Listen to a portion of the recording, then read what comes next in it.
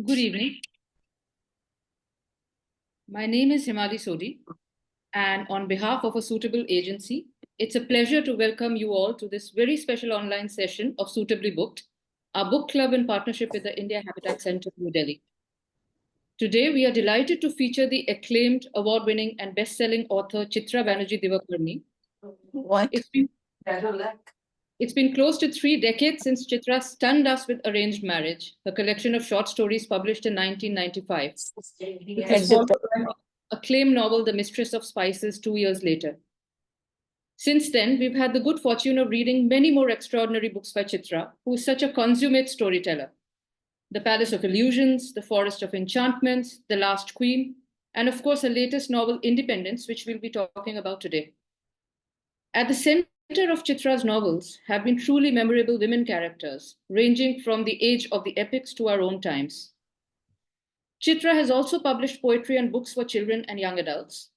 Her work has been published widely in magazines and anthologies. Her books have been translated into close to 30 languages, and several have been made into films and plays. Independence, which was published in 2022, is a moving story of loyalty and love, nationhood and sisterhood, set against India's independence movement. At once exhilarating and devastating, it's a book that Amitav Ghosh says is a spellbinding saga of the decolonization and partition of the Indian subcontinent, with a cast of vividly drawn, compelling characters. The book has recently won the prestigious American Book Award. Thank you so much for joining us, Chitra. In conversation with Chitra on independence is the absolutely brilliant Nilanjana Roy, one of the most respected literary critics, and surely everyone's favorite books person in the country. Welcome back to Suitably Booked, Nilanjana. We are so delighted you are here. Our first session, our inaugural session of Suitably Booked, was with Nilanjana's Black River. Nilanjana is a writer, columnist, literary critic, and perhaps most importantly, a deeply sensitive reader. Her novel, The Wildings, was published to rave reviews in 2012. Her most recent novel is the extraordinarily brilliant Black River, which has met with global acclaim and is on several award lists. Nilanjana has also edited 3 anthologies and is a columnist for the Financial Times. Before we begin the conversation, I'd like to request our readers to type in their questions in the Zoom chat box so that Nilanjana can pick some of them for the Q&A session, which will follow their conversation. Finally, I'd like to thank our wonderful partner, the India Habitat Center, with whom we have been working to bring these splendidly curated book club conversations to you every month.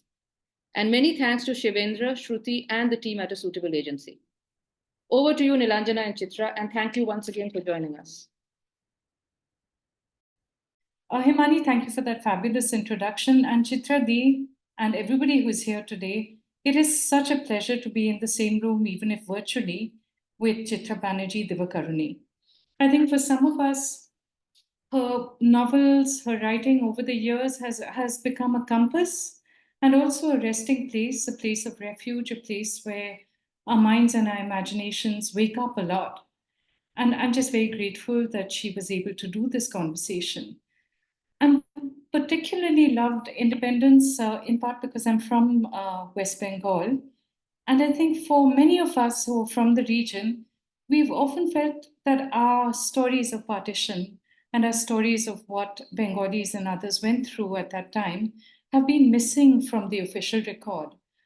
And I think the first question I wanted to ask you, Chitradi, was there's this beautiful line introducing the story. Here is a river, here is a village, here is a grand old mansion, here is the country that contains them all. India, August 1946.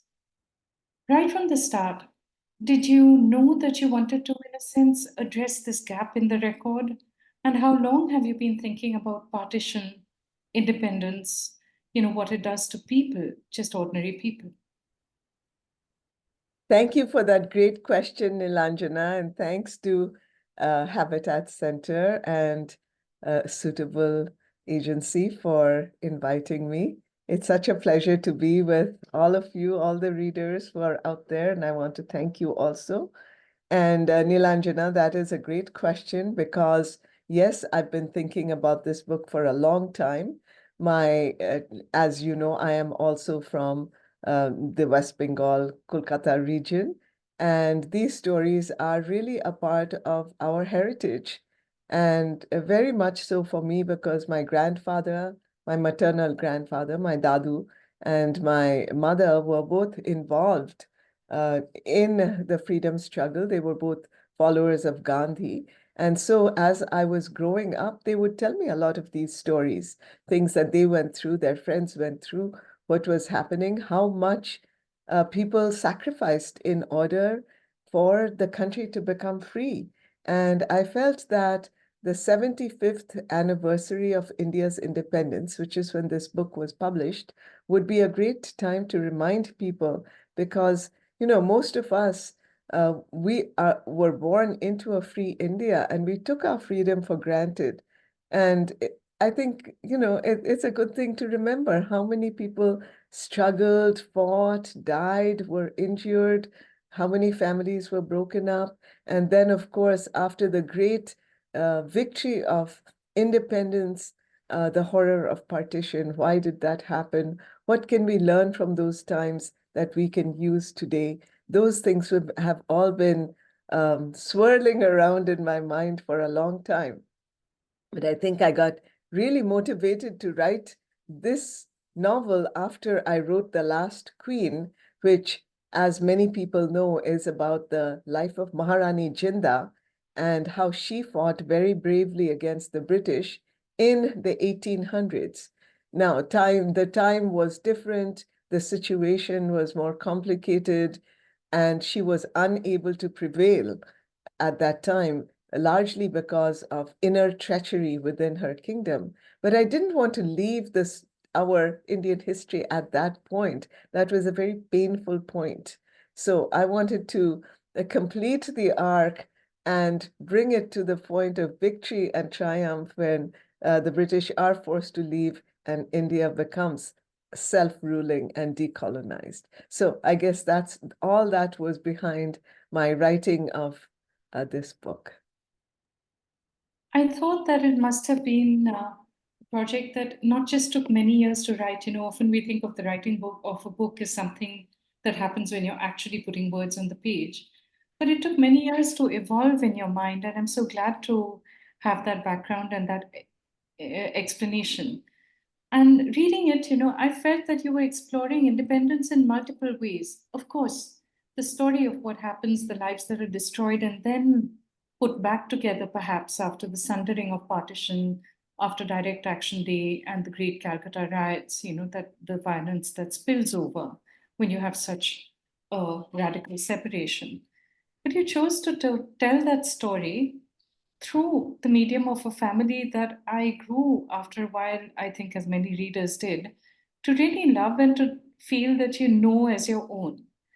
And, you know, they were both unusual and also wonderfully familiar. There was a Nobu Kumar, who was a doctor, brisk, practical, but also, you know, a man of some compassion. His wife Beena, who makes kantha quilts, and three sisters. I will get back to the sisters soon because I really wanted to ask about that.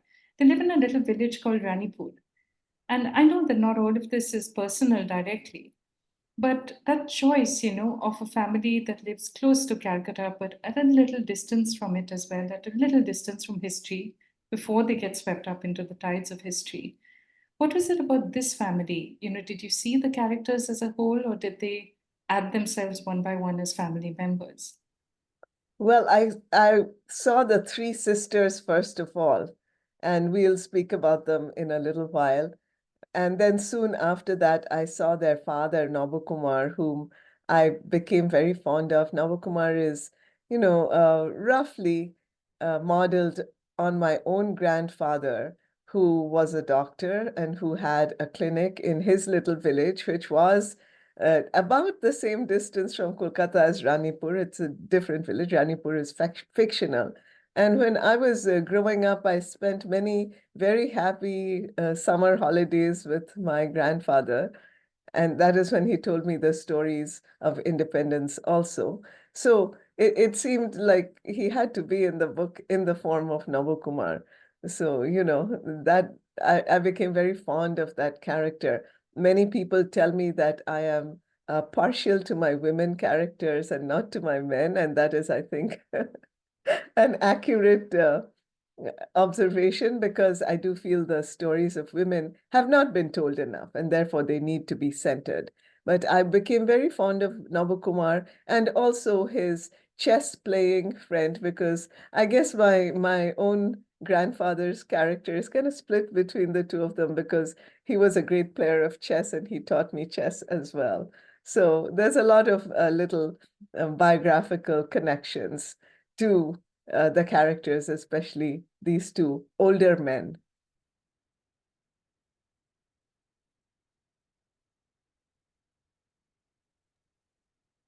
Sorry, we're just sorting out a few technical issues on the unmute again, but it's fine. I wondered about that. There was such a warmth when you wrote about Nabakumar, and then you captured Bina, his wife, who does the kata quilts that are so beautifully rendered on some of the cover versions of Independence. And it seemed to me that, yes, thank you. My copy's been borrowed, so I couldn't hold And the Hindi version as well. I really want to showcase the Hindi version because it makes me so happy every time my books are translated into Indian languages, because I do want them to reach everyone in India, if possible, not just the English speakers. And this book particularly, with its understanding of how hardly won independence was. Bina's daughters, now there's Priya, who is stubborn and knows her own mind, and it takes a lot of struggle and a lot of courage for her to go after her own ambitions. There's Jamini, who is left behind in one sense, left to manage her disabilities, as a lot of women were in that time. And there's Deepa, who makes some fairly radical choices again for the day and travels the furthest of all of them. And in between, you manage to draw this complex weave, between the sisters' love and bonding and closeness for each other, and sibling rivalry, sibling jealousy, sometimes wanting what the other has, you know. And I wondered about that again. That's not easy to translate into fiction, particularly when you've got a large canvas. How did you decide that you were going to handle the siblings that way, sending them in different directions? Well, first of all, I realized that this had to be, for me at least, a story of women. And I wanted it to be largely a story of young women who were coming of age at that time and who were learning what independence means. Because I believe that unless we ourselves, as, I don't know, as individuals, as humans, as women, understand independence, the country can't really be independent. So as the country is going through its macro struggles, these women are going through in their microcosm, their own struggles, and they do have to learn in very different ways what independence means for both of them, for all three of them. And that was very, very important to me. And it's always a pleasure and a challenge for me to write about sisterhood, because, sisterhood is also important to me. Now, I don't have any biological sisters, and some critics and readers have said that's why I'm so obsessed with sisterhood. And that I present that at the end of the day, sisterhood is, so positive. They're like, you don't have any sisters. That's why you think this way. But I do believe that the sisterhood is a very powerful relationship. It can be biological, it can be otherwise. And it's at the very center of independence, because I needed to show these three sisters as very different characters. It took me a long time to figure them out and to get their thinking voices, their thinking processes into my own head. And yeah, but that was very important to me to show that the three sisters want very different things, that women want many different things, and that society is definitely at that time, but also continuing now in India, but in USA and all over the world. Society is always going to tell women, you can't do this. And women have to learn how to negotiate that space. So at that time, you know, the three sisters all want things, and they're not allowed to have them, at least not very easily. Priya wants to be a doctor. Now, my mother also wanted to be a doctor. It was just not possible for her. At that time, women were not becoming doctors. So, you know, that was like a big thing. I wanted to put that into the book. Deepa wanted to marry someone who was forbidden to her. And these struggles still continue, right? Jamini wants to be appreciated and loved, to be seen as a person, not seen as a disability. And these are all, I think, lasting themes that continue. I just wanted to weave them into the book in the context of the freedom struggle that was going on at that time. I want to broaden this a little bit into your work as a whole and characters. I don't think it's really fair to say that you only write women characters. You know, most of the men in your previous work also have been fairly well etched and very strong and very memorable. But right from the start, and this I remember, you know, when I was a young reader in my 20s, 30s, I remember feeling such a sense of comfort and happiness that you were putting women at the center of a story. You know, because so often, particularly for this generation and also for us, our stories are immured in silences or where they're heavily censored. You know, we don't really, that business of wanting as well. We don't always know what we want, and right from the start, whether it was the epics where you tell it from Draupadi's point of view, or Rani Jindan, who's seen very differently in your book than she is in many historical accounts, or whether it's, you know, giving space, just taking up that space has been central to your work. And I just want you to go back to the start of your writing career. This is after you wrote the poems in Leaving Yuba City. And as a reader, did you see that absence of women at the center? And did you miss that? Yes, very much so. I recognized that, you know, many, and going to the epics for a moment, and to history, I recognized that many of the characters that I was fascinated by, they were relegated to the edges of the canvas, as it were. Their story was given to us, but really seen through the male narrator's gaze, and therefore only those aspects that the male narrator considered important, you know, who were they married to, who were their children, etc., who were their male children, etc. Those were the things that, what was the sacrifices they made for the men in their lives, particularly their husbands. I'm thinking of Kunti and Gandhari and ultimately Draupadi. And you know, but what were they thinking? What were they feeling?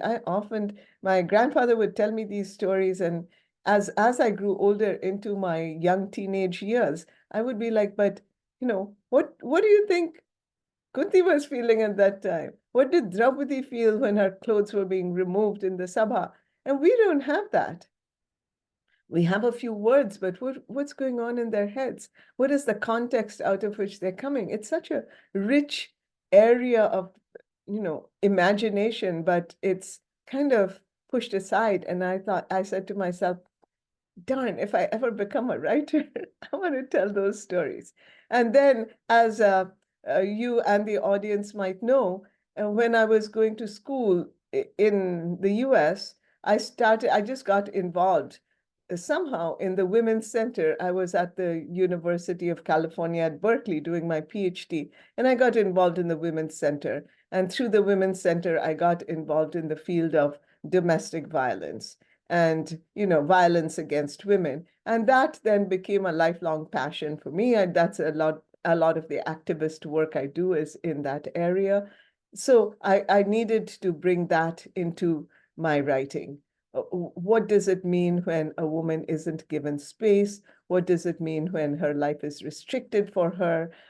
These were just important and lasting questions. They were in our history. What happens when a different standard is expected from women, especially in their family roles, their sexual roles. These just became very important questions, and they started coming back in all of my books, especially putting women at the center, giving them their voice, letting us see how things looked to them. And I think that's what I've just continued to do in Independence. Especially, there's a portion in the novel where there's a lot of violence, as there was during partition. There was the big direct action day riots in Kolkata, but afterwards, when independence happened, riots were still going on, and as is often too sadly often the case, women would become victims of the violence, and then they had to live their lives in a society, like all over the world pretty much, where the victim is blamed for what was done to her. So I wanted to bring that out in this novel, Independence, and to see how can women live through that, how can they heal themselves, how can they go on with their lives after such devastation. A lot of the book to me spoke about resilience, and the ability to move flexibly with life even when it throws shattering events in your wake. I was also curious about the section of the book that's set in America, because it's been a while, there's so much writing now by immigrants who've settled there, second generation, third generation now, from India and from elsewhere. But it's been a while since I've seen an evocation of the 1940s and what it was like moving there at that time, for the pioneering generation. One of your characters goes there and doesn't necessarily receive a very warm welcome, finds herself set out as different and separate in many of her encounters at first. And then going back to your experience of moving there in the 1970s, when it might have been a slightly more welcoming space, and definitely a space that offered you freedoms, the ability to study, research, all of that. But this return to America as it was quite powerful. And was that also deliberate? Was it a reminder that when you seek independence, you might land somewhere safe but still have to fight for it? Yeah, and that independence comes in many sizes and shapes. And, Priya, let's just give her name. She is going to find herself in the US for a time. We won't tell everybody what happens there in case they don't know.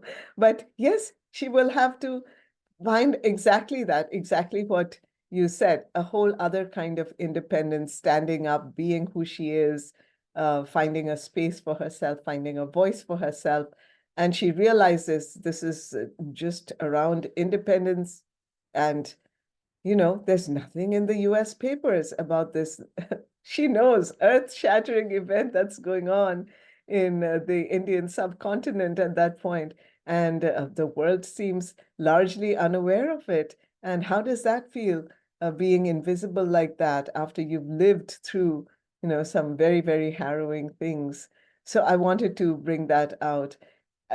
That there are so many kinds of challenges, and yet yes, the immigrant space has always been one of interest to me. So I wanted to explore what it would have been in the 1940s, more difficult in some ways, but also easier in some ways, because she is an unknown quantity. They look at her as though looking at a strange and exotic species, but they don't have prejudices against her.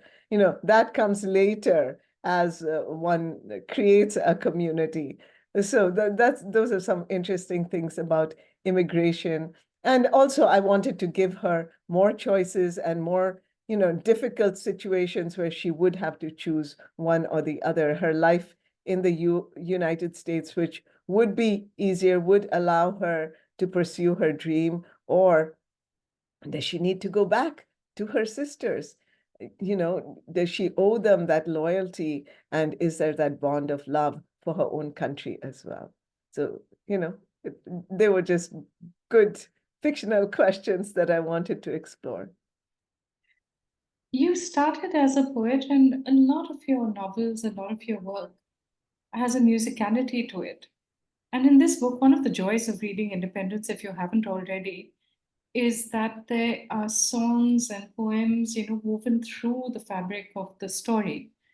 There's even a playlist that's quite wonderful, and a lot of them are Bengali songs that are very familiar for those of us who, grew up with Robindra Sangeet, but who also grew up with Nazrul Giti and, some of the songs of the freedom movement that was so stirring at one time.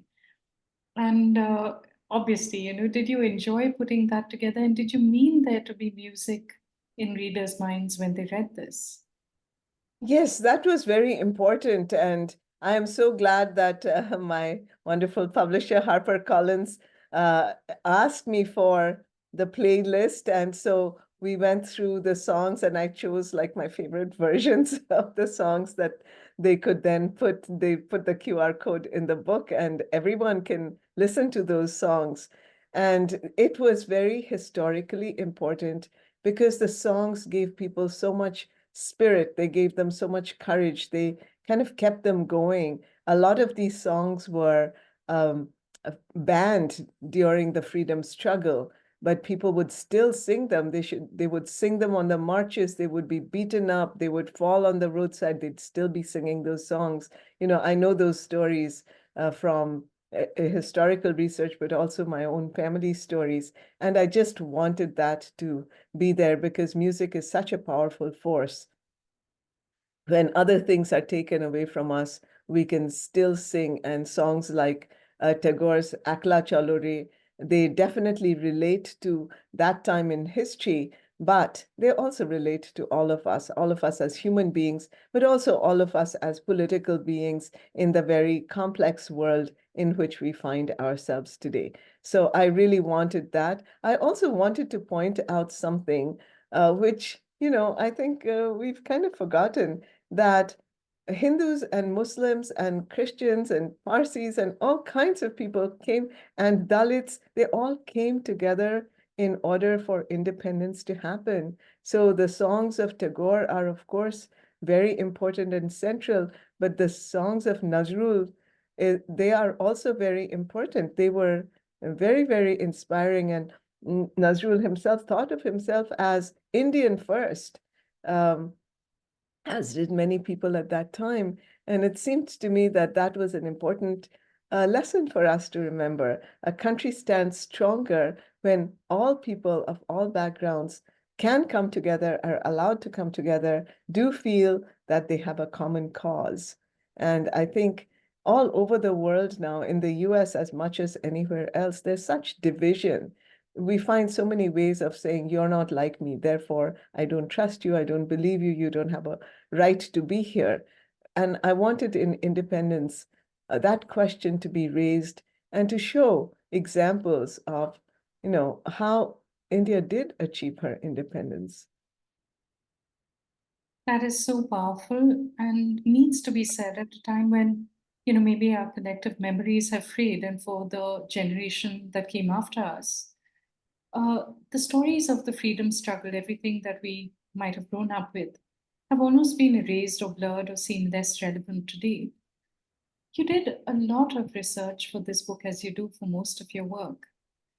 And you're free to talk about the research itself if you want to, but what I really want to know is, you've been comfortable very much in your American self with strong roots and a connection with India. Did you sense of the nation? Did you sense of what it meant to call yourself Indian or have a homeland here? Did that change as you wrote this? I think that's a great question, and remind me to talk about the research because I have some interesting things to say about that. But I think, yes, I think all of us, as we grow and hopefully mature and look at the world through, I hope, wiser eyes, our sense of self is going to change somewhat. It should be something dynamic, not something frozen in time or in our heads. It should be something where we are responding to the world around us.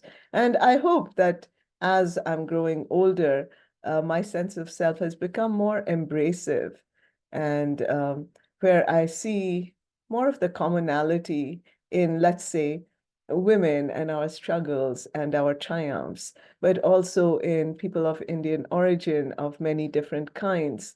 And, I think I try to bring that into my books, that to show that connection between people who think of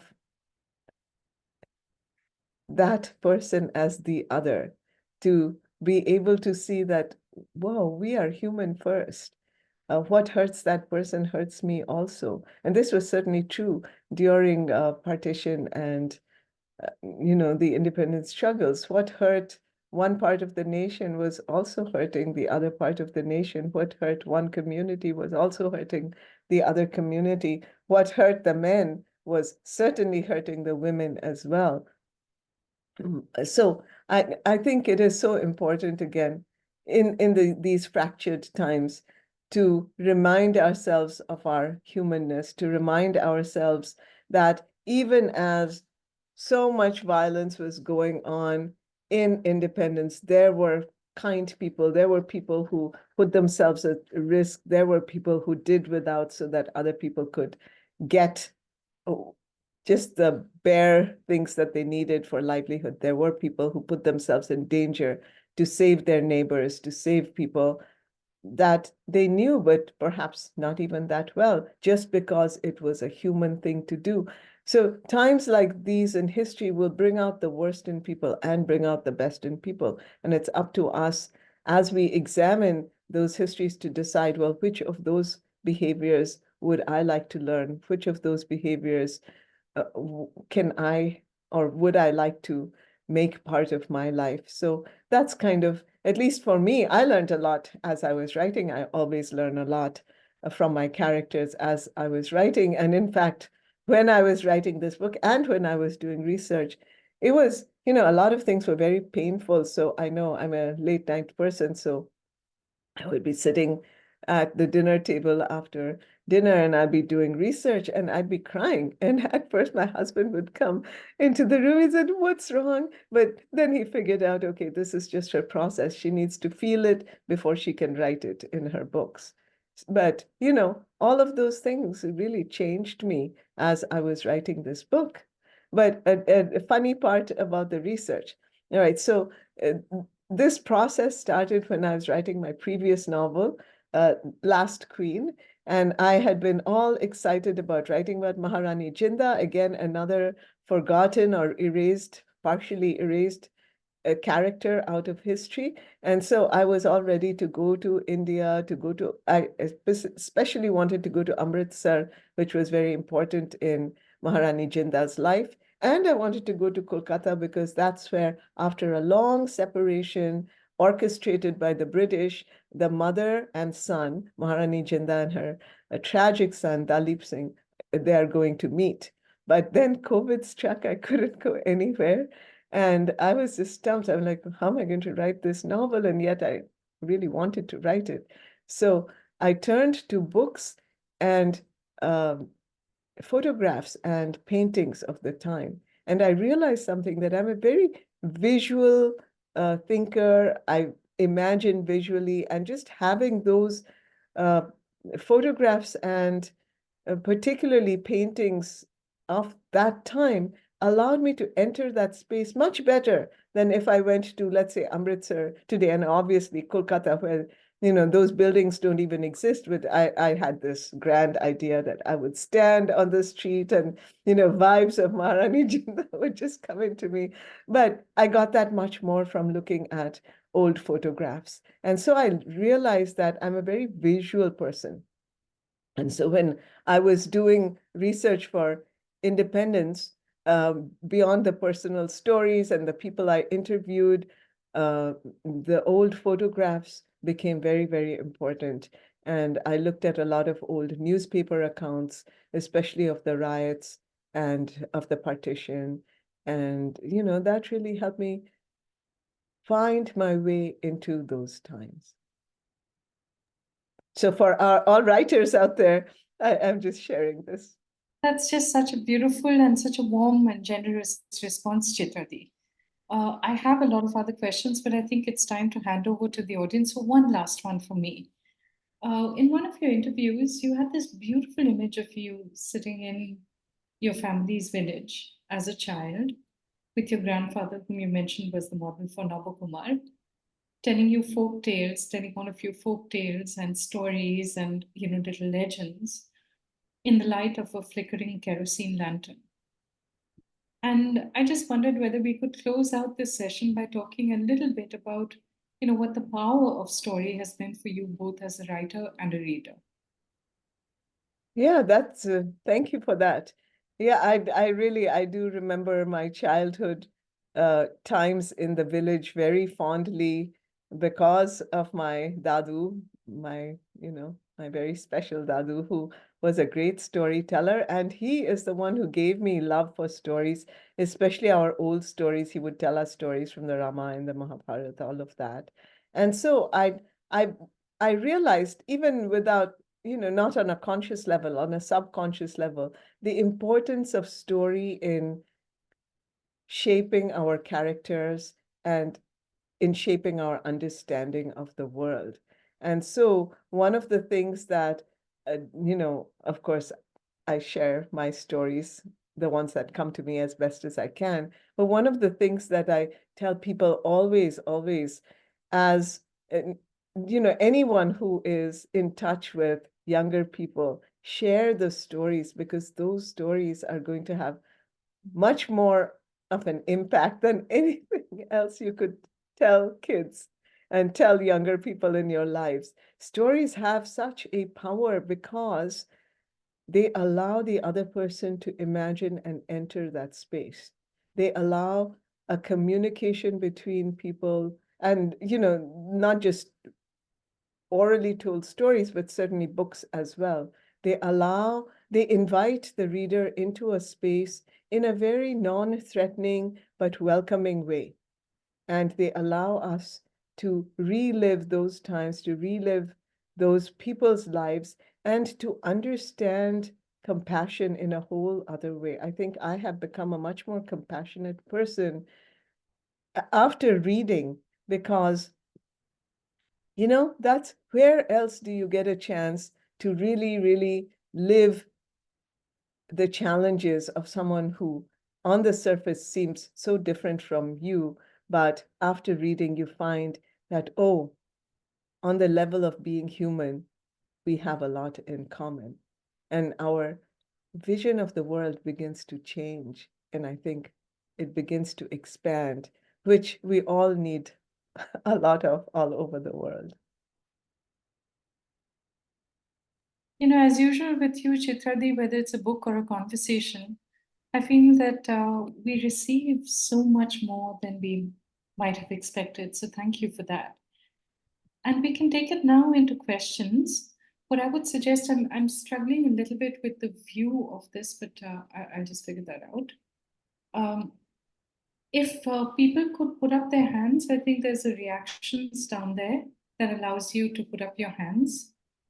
And I'm taking a look at we'll kick off with some of the questions in the chat and see whether Chitradi would like to answer those. So Rini asks, the first question is a spoiler, so I'm going to come back to that a little later to give you time to speed read the book. First question is from Rini. This is an interesting book. My question is why we as young readers need a story from independence, especially from the women's point of view. Now, some of this Chitradi is answered, but you might want to just talk specifically about the young reader and what you felt was missing or what you felt they might be curious. Yeah, I think I am particularly interested in having young readers, especially people who were born quite a while after independence, because even I was born after independence, but that's been a while. Because this is, in some ways, our national story. It's one of our most important national stories, and we need not to forget it. And that old saying, those who forget history are doomed to repeat it. And I wanted that also to be kind of in the back of people's minds as they read this book. And also, I think it's just interesting to see how women were living at that time, what they struggled with, but also what dreams they had and how they fought for their dreams, which may be in many ways similar to what people are going through. So it is, again, it's just such a big part of our heritage to have this story. And Nilanjana, as you pointed out earlier, very little has been written about what went on along the Bengal border. And it's kind of important to tell that story as well, so that we get a fuller picture. So if today, when India is doing so well in so many ways, it is good to look at the roots of how did that happen, and maybe just spend a moment being grateful to the people who gave up so much so that we could have what we have today. Thank you so much. Another question from Aisha Rahman. Sacrifice is a recurring theme in the book. What role do you believe sacrifice plays in both personal relationships and in the broader struggle for freedom and self-determination? Big question. Yeah, that's a great question. Sacrifice is central to independence. Does everyone want to sacrifice? No, not at all. Do people want people in their families to sacrifice? No, not at all. In fact, Bina is very against, Navakumar has been involved in the freedom struggle for a while. And Bina, his wife, is very against it, because when someone in the family goes off to sacrifice, goes off to fight, other people in the family, usually the women, have to bear the burden that's left behind. So sacrifice is a complicated thing. And I wanted to point that out. But at the end of the day, it is necessary. And even people who thought, I mean, the three sisters at the end will all have to sacrifice things for each other. And they don't always want to, but they realize that, how can I put it? That to sacrifice is to be human. If we want to reach our human potential, then we cannot be afraid to look and see what sacrifice. Now, not those people who are saying sacrifice everything, all the time, turn the other cheek. No, of course not. You have to fight also. So how do you balance sacrificing with what we want for ourselves, our vision for our lives? That balancing is something that the three sisters have to learn, and it takes them a long time. And I think, it's for all of us, it's a moving target. It's a lesson in progress. We learn it in different ways. But yes, now, I am not with those people who are saying women have to sacrifice, only women have to sacrifice. Sacrifice is a great human quality. Let us allow the men to also experience that. Fantastic. Arun had a question. Arun, do you want to unmute yourself? Hi, is Arun there? Okay, just a general housekeeping thing. If anyone wants to ask a question, go down to reactions and put your hand up, and I should be able to see you in the gallery view. Arun's question. And also maybe chat would be a good place, because then you Exactly. have the questions in Yeah, front. if you're too shy to put your hand up, then go ahead and put it in chat. And we have a question almost immediately from Lakshmi Shankar. Lakshmi, can you unmute? Oh no, I don't think she can. So I'm going to get back to Arun's question. Sorry about the slight reverb on the managing the chat. Arun said, I sat hello. with the book. Oh, yeah, there you are, Lakshmi. oh yeah, So I was able to unmute. Yeah. Yeah, so I did a marathon reading. I said, if I'm going to be in this session, I need to finish reading the book. So I read it in under 24 hours. And I found the book so engrossing and engaging. And what I most admire about Chitra's writing is, she captures the entire scene and everything so well. You feel like actually you're in the book. So I wanted to ask you about how you went about the research for this, and what did you base your characters on, apart from, you said you have your own childhood memories and other things. What were the characters based on? I just wanted to know that. Thank you. And that's a great question, because for me, all novels, including historical ones, it's a blend of two things, right? One is the historical research and one is the imagination. And both of them are totally important. because historical research will give us the more public moments of a nation, of a community, of individuals. But what is going on when the doors are closed? What is going on when these people are by themselves? What is going on when three sisters have a conversation? I had to imagine all of that. And in order to do that, I had to really understand the characters, and I had to make them realistic. They had to be people of their times, but they also had to be unique. So I think for me, the blending of those two things, the imagination and the research, is really what creates the historical novel. And as I said before, a lot of my research from that time came from newspapers, because newspapers, they were right on the edge of things. I could really get a feel from the newspapers as to how people were reacting, how politicians were feeling. All those things were given to us in the newspapers. I'll point to one thing that was so important, that right around independence, when all of these partition-related violences and deaths were coming up, there was very little in the newspapers. And at first I was very upset, because I'd found out from other sources how terrible things were. And then I realized, it was done on purpose so as to not inflame more people. Because if you read about what happened in another part of the country, for some people, their first response will be, well, I want revenge for that. And then violence would only beget violence. So, that was something very interesting that I found out at that time, which without doing the newspaper research, I wouldn't have known. But then I had to understand the psychology behind the research, behind what I found out through the research. So, I've always had to balance those things. That's such a helpful answer. Thanks, Lakshmi. And Kashish Bansal has a question for you. They are shy and retiring and would prefer me to read them out if no one minds. While reading Independence, I found myself constantly relating to the characters, feeling their emotions as if they were my own. It made me wonder, in the field of entertainment, whether it's literature or film or art, why do we as humans always seek to relate to something or feel a need to belong?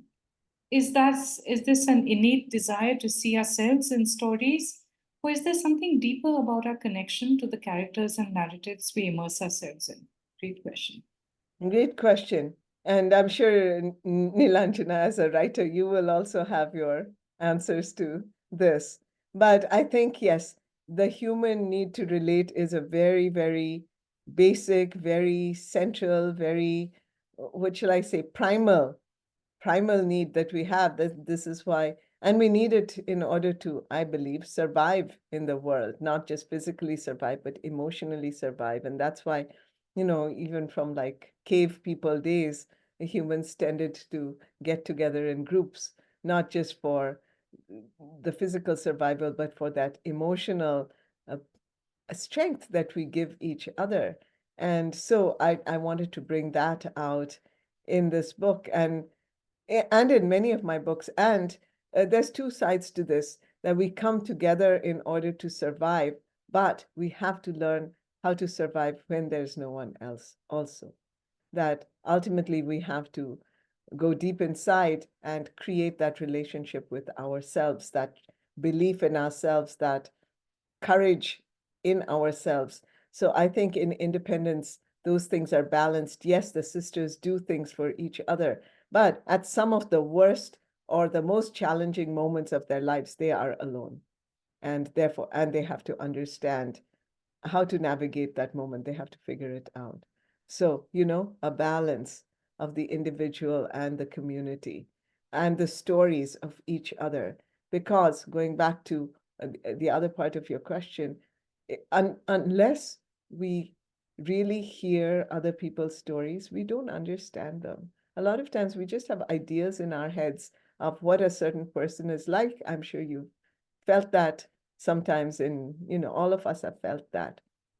Oh, this person is like this. And then you hear something, they say something, you learn something about their lives, and you say, I have certainly said it, I didn't understand at all. And books allow us to do this in a very non-threatening way. We see a character, we have certain impressions of the character. For Jamini, for example, I think the sister with the disability has a lot of hang-ups.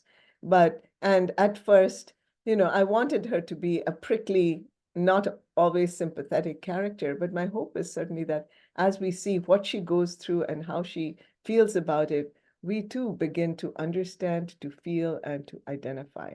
And that to me is one of the most magical things about art in general, but of course, because I'm a writer, fiction in particular, is we imagine ourselves into other people's lives. And after that, it is very hard to be totally prejudiced against them.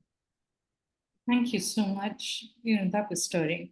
Brishti has a question. Brishti, are you here? Would you like to unmute? And Kashish is sending you a heart. I think the question was well answered. Yes. So my question is, while romance motivates the three sisters, their love interests are both killed off in the book. What were your thoughts behind that? Does it show that the sisters can basically lead lives independent of men? Yeah, that's okay. So people who have not read the book, close your ears right now because we're going to get into plot. Sorry about that. Spoiler. But yes, the love interests will go through difficulties and they will die. And that was important for me. I didn't know that in the beginning. A lot of times, the plot reveals itself to me as I go along. And at a certain point in the story, I realized this had to happen.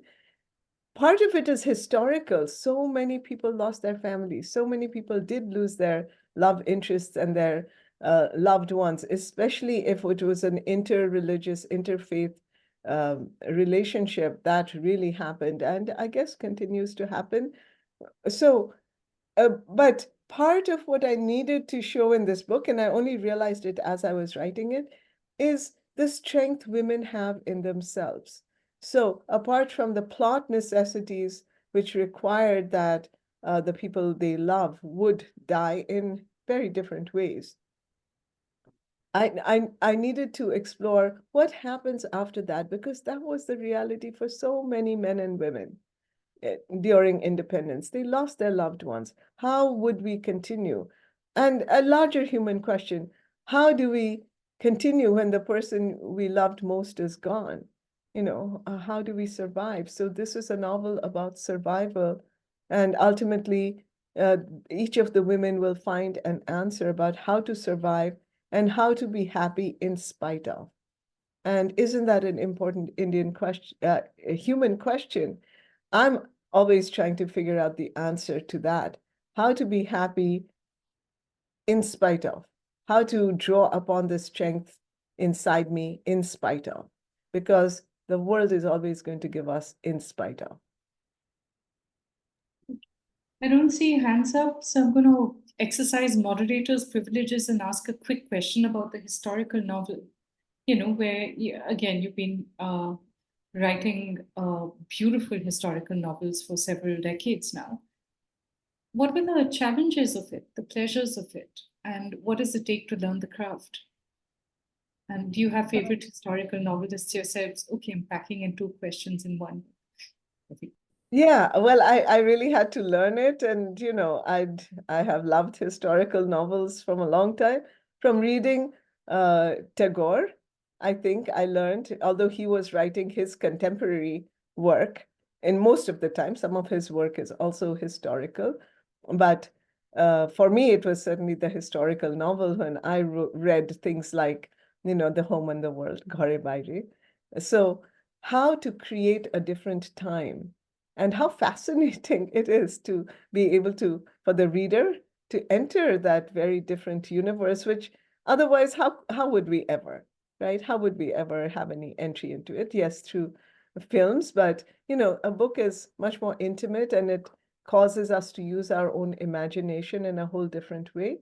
So entering the past, the moments of powerful human experience that I would never have entered for me, it seemed it was only possible through the historical novel. And even now, people like Amitav Ghosh writing beautiful historical novels. There's so many wonderful novels that have come up that are historical, based in India, based outside India. I remember I read a whole bunch of historical novels set all over the world to kind of just get the vibe and to see how different writers were bringing those times alive. So that for me was the power of the historical novel. There was a second part to your question. Was No, there? I think it's mostly been answered. Thank you so much, Chitra. And Himani has a question. She's got her hand up. Himani, would you like to unmute yourself?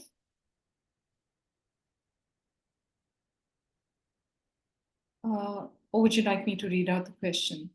Himani, if you're there, just join in the chat whenever you feel like it. Otherwise, she says, ma'am, I have received a lot of inspiration from your books. You always give an You're muted now, Nilanjana. Hello. Am I audible? Yes, Himani. Yes. First of all, good evening to all of you, ma'am. And I'm a great fan of yours, and your works really inspires us a lot. And ma'am, my question is, your female characters are absolutely bold, powerful, and the way you portray it, it's like we connect, like especially females, we connect it with it easily. May I know the inspiration behind all your powerful female characters? That's a great question. What inspires my female characters? I think I have to tell you a short story over here. When I first started working in the field of violence against women, I came across a woman. She was in a very bad situation. She was caught in a very violent domestic situation. And I was trying to encourage her to get out of that situation because it was just physically dangerous to herself. And she had a little baby, like really little baby carried around in a baby car seat. And she looked at me and she said, who in the world who really cares about what happens to me? I was, trying to say, you have to do something with your life. You have to save your life. And she said, who cares who I am? Who even knows me and my story? And that, I think that really started me off writing the stories of women and writing the stories that people might not otherwise know, or they know it, but they gloss over it because they only see it from the outside. So I think that became one of my inspirations. And that also made me want to do like really responsible research, because I felt that I had to show the truth the best that I knew it. The truth is a, many faceted thing. So that became a real starting point for me to tell the stories of women that people didn't know, so that they would care about things that maybe they didn't even think about from that angle. So yeah, that woman, I never saw her after that day because she went back to her family and she hadn't given us her name in the agency where I was volunteering. So I don't know what happened to her, but she has certainly stayed inside me all these years asking, who cares what happens to me? Who even knows my story? And I'm like, I will do my best so people will know your story. Yeah, that was extremely moving, Chitradi. And I just want to check with Himani and Vidyun and Shivendra.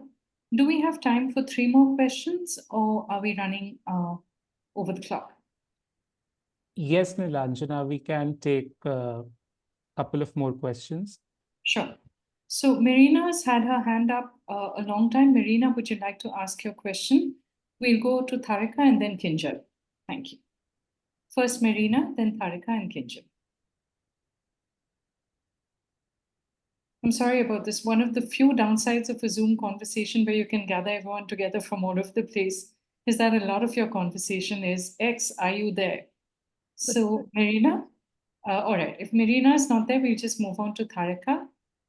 Tharika, are you there? Would you like to ask your question? Marina's there. So sorry, Tharika. Yeah. Ma'am, I'm very happy to do research on 5 of your books.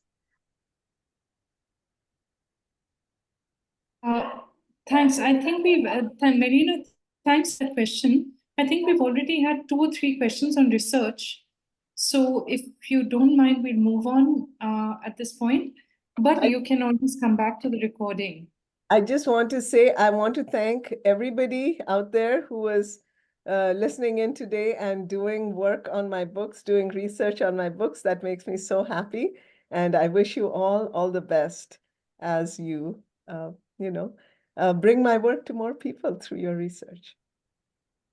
Fantastic. And Tharika, you unmuted just now. Would you like to speak?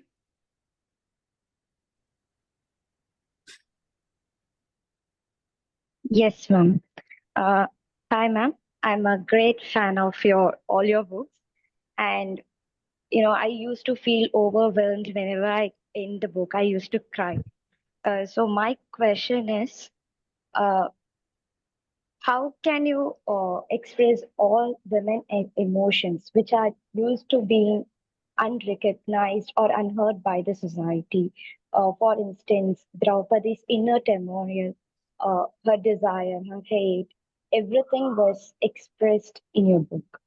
And usually, the protagonist of the book was always expected to have positive feelings. But in your books, like you were written, women are okay to be selfish and women are need to be selfish. What was the thought behind this? Great question.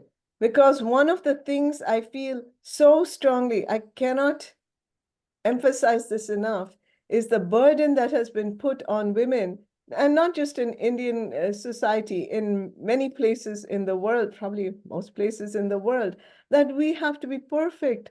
What a ridiculous notion. We are human beings. Why should we be expected to be more perfect than men? Okay, we are slightly more elevated human beings, just a joke.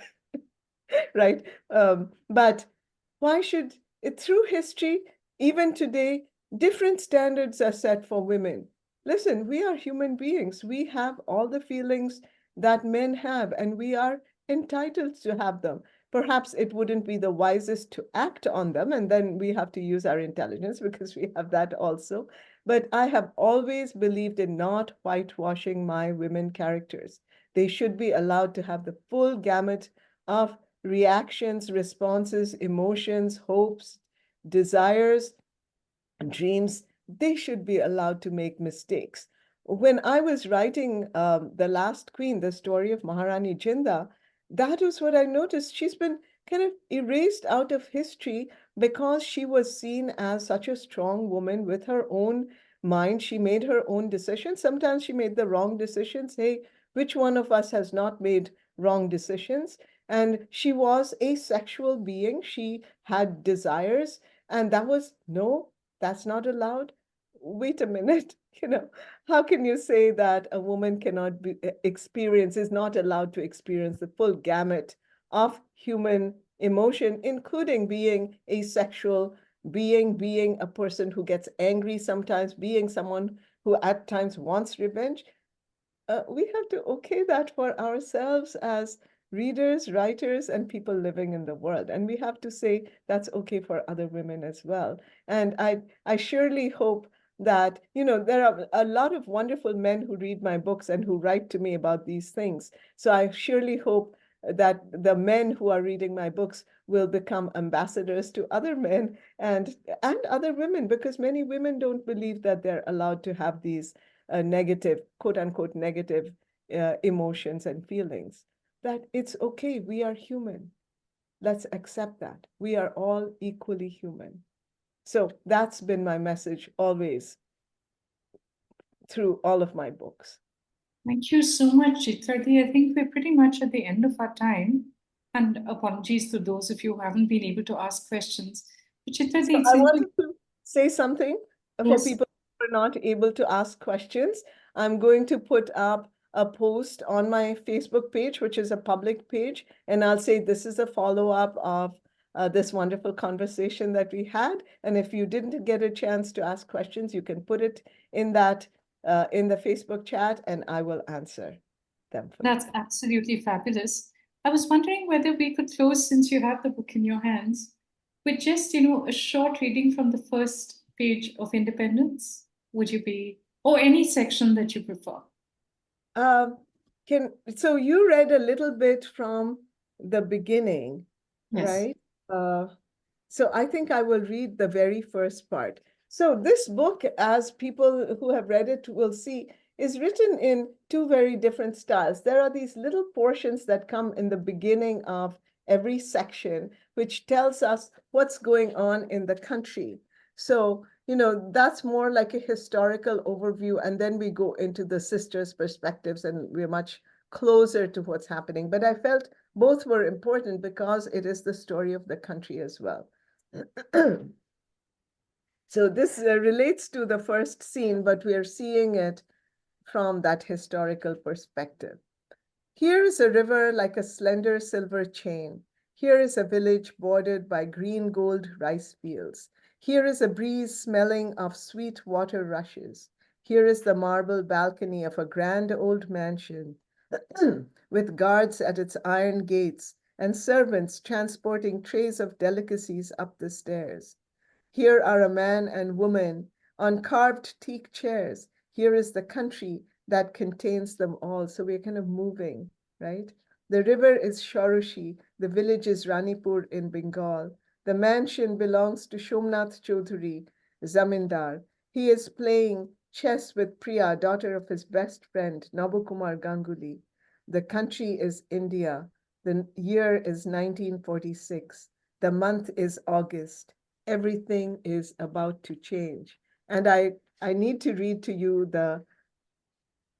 the postscript, which continues in that voice. And I had already finished the novel, sent it off to my publisher.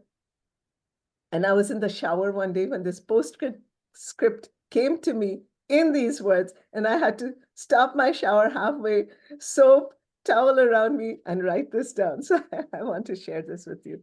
And these are the ending words. Here is a river. Here is a wind rising. Here is a village. Here is the year. The river is time, ebbing, flooding. The wind is memory. It can carry flowers. It can carry flames.